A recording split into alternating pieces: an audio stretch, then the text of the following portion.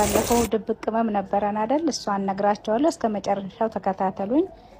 ይኸው ነጭ ሽንኩርት ልጠን ጨርሰናል። እዚህ ጋር ሚጥሚጣ ነው ይሄ የዳጣ ሚጥሚጣ ይሄ ነው የወጣ ቆሻሻ ነው።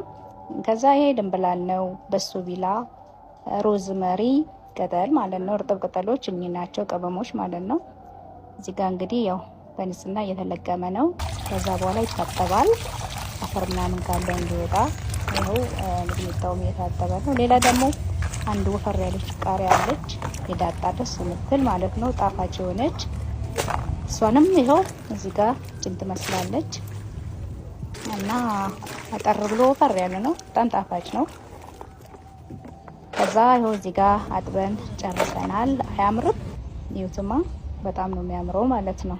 ውሃው ከተንጠፈጠፈ በኋላ እዚህ ጋር ጥቁር ቅመምና ነጭ ቅመም ነው የሚታያችሁ።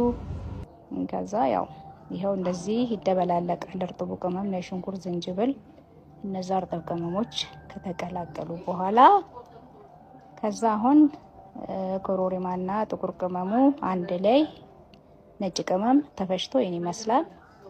ከዛ ማሽኑ ላይ ይገባል ማለት ነው። ባለፈው ሲፈጭ ሳይኝ ያላችሁኝ ይሆንላችሁ። ማሽኑ ይሄ ነው እንግዲህ ይሄን ይመስላል። ይሄ ጨው ነው፣ በመጠን በልኩ ይገባል እና ይሄን ይመስላል። ኦርደር ተሰጥቶ የነበረ ለሆቴልና ለቤት ተመጋቢዎች ናቸው። ይሄን ይመስላል። ለእናንተም ደውሉ።